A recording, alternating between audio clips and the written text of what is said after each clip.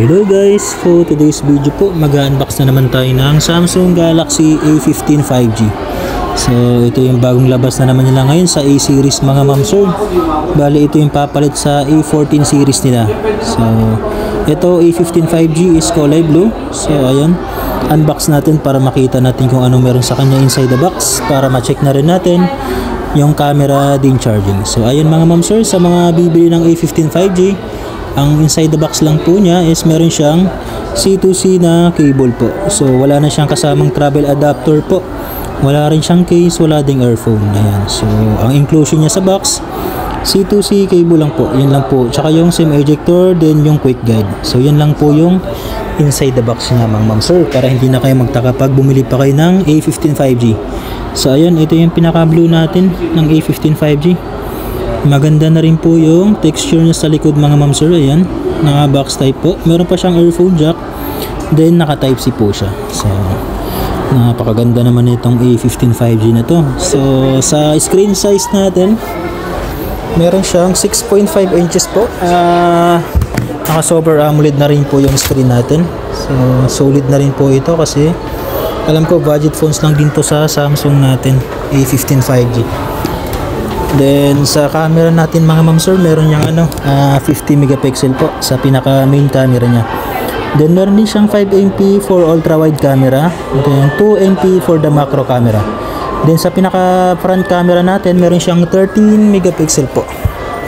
So maganda na rin tong camera nito mga ma'am sir. So wait lang natin yung setup natin, 2 minutes or 3 minutes po, para ma-check natin yung camera niya. So sa price niya pa lang ma'am sir, hindi ko muna sasabihin kung magkano po ito, kasi wala pa kaming official na memo galing sa head office namin. So wait lang namin yung pinaka memo namin. So kaya hindi muna ako mag price reveal dito sa video natin, pero i-update ko kayo pag meron na kaming price po. So ayan, setup lang natin. So bali sa A15 5G mga ma'am sir, dalawang variant din po ito Meron siyang 256 tsaka meron siyang 128GB po. So ayan. Din sa pala natin dito ma'am sir, sa processor na gamit ng A15 5G natin is nakaano na rin siya, MediaTek Helio G99 po. So yun po yung pinaka processor niya. Then octa-core siya. Then yung clock speed natin naka 2.2 GHz po, 6 nanometer. So mabilis na rin po yun mga ma'am sir. Unlike sa mga dyan, naka 7 nanometer, 12 nanometer. So mas mas maganda to compare natin doon, kasi naka 6 nanometer siya. So ulitin ko lang sa processor niya mga ma'am sir, MediaTek Helio G99 po. Processor octa-core, then 2.2 GHz po. So ayun, try natin yung camera natin para makita natin. Ayan, sa photo niya meron siyang 0.06. So kaganda naman sa 0.06, kasi hindi na kayo mag-a-adjust yung pinaka phone na. Ayun, kita nyo, lumalawak yun. Napakaganda na rin yung camera na ito. Yun, 0.06. Tapos try natin yung ibang video. Ayun, yan yung kasama ko sa store, si Miss Karen. Maraming salamat pala sa pag-video ng natin. Nag-request lang ako sa kanya na paki-video na lang, kasi unbox ko.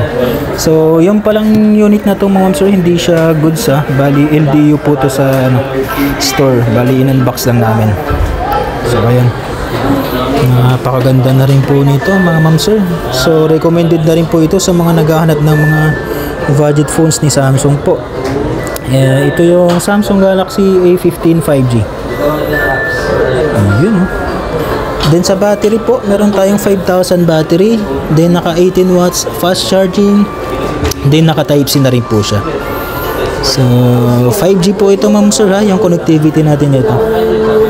Then sa processor po, ulitin ko lang, MediaTek Helio G99 po. Processor octa-core, then 2.2 GHz yung clock speed. So ayun, kita yung pinaka-display ni Samsung. Napakaganda na rin So bali meron pa rin siyang RAM plus.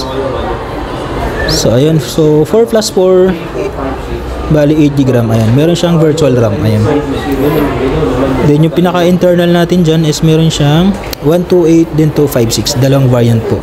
So yun lamang po, maraming salamat.